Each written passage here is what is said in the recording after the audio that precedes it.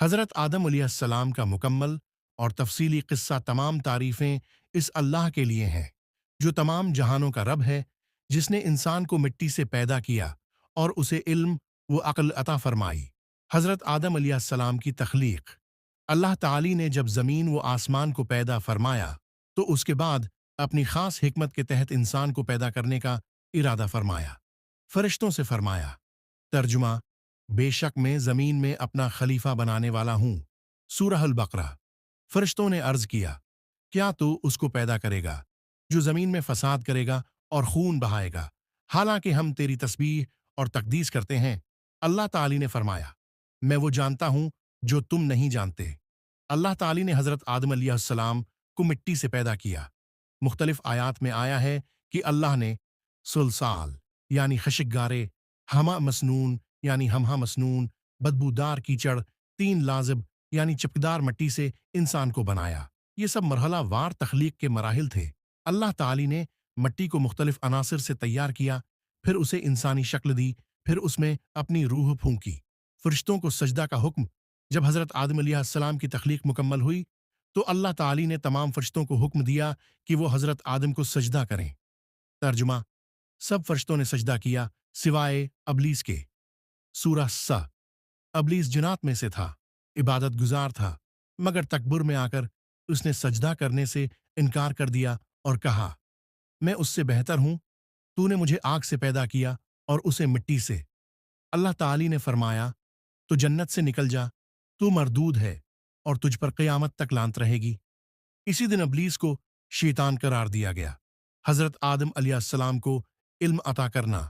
اللہ تعالی نے حضرت آدم علیہ السلام کو تمام اشیاء کے نام سکھائے۔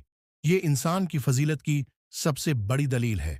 جب فرشتوں سے ان چیزوں کے نام پوچھے گئے تو وہ نہ بتا سکے، اور حضرت آدم علیہ السلام نے سب کے نام بتا دیے۔ ترجمہ: اور اللہ نے آدم کو تمام اشیاء کے نام سکھائے۔ البقرہ۔ جنت میں رہائش۔ اللہ تعالی نے حضرت آدم علیہ السلام کو جنت میں داخل فرمایا، پھر ان کی تسکین کے لیے حضرت حوا علیہ السلام کو پیدا فرمایا جو حضرت آدم کی بائیں پسلی سے پیدا کی گئیں۔ اللہ تعالی نے ان دونوں کو حکم دیا، اے آدم، تو اور تیری بیوی جنت میں رہو، جہاں سے چاہو کھاؤ، لیکن اس درخت کے قریب مت جانا ورنہ ظالموں میں ہو جاؤ گے۔ مفسرین کے مطابق یہ درخت گندم یا انگور کا درخت تھا۔ شیطان کا وسوسہ۔ ابلیس نے جنت میں داخل ہو کر حضرت حوا علیہ السلام اور حضرت آدم علیہ السلام کو وسوسہ ڈالا۔ اس نے کہا، اللہ نے اس درخت سے منع اس لیے کیا ہے کہ تم کہیں ہمیشہ رہنے والے نہ بن جاؤ یا فرشتے نہ بن جاؤ۔ آدم اور حوا دونوں سے غلطی ہو گئی اور انہوں نے اس درخت کا پھل چکھ لیا۔ جب ایسا ہوا تو ان کے لباس اتر گئے اور وہ جنت کے درختوں کے پتوں سے اپنا ستر چھپانے لگے۔ اللہ تعالی نے ان سے فرمایا، کیا میں نے تمہیں اس درخت سے منع نہیں کیا تھا؟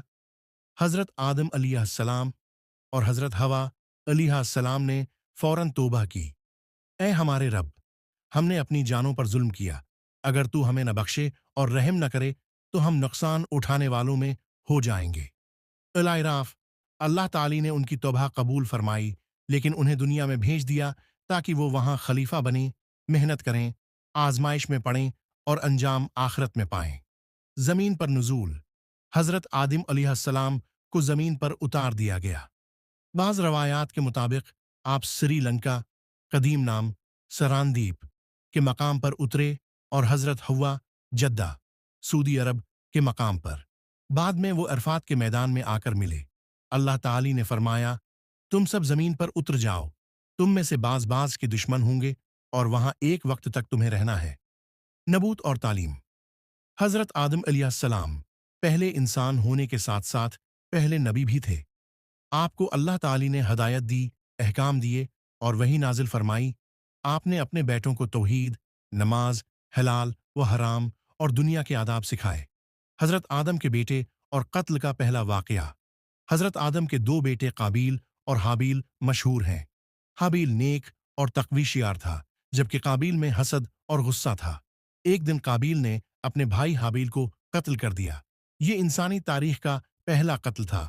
اس پر اللہ نے ایک کوا بھیجا جس نے زمین کرید کر دکھایا کہ مردے کو کیسے दफन किया जाता है। हज़रत आदम अलैहिस्सलाम का विसाल। हज़रत आदम अलैहिस्सलाम तकरीबन 900 साल जिंदा रहे। जब आपका वक्त वफ़ात करीब आया तो आपने अपनी औलाद को वसीयत की। उनके बाद हज़रत शीस अलैहिस्सलाम नबी बनाए गए। अलैहिस्सलाम की ज़िंदगी इंसान के लिए नसीहत, तौबा और अल्लाह की रहमत का पैगाम है।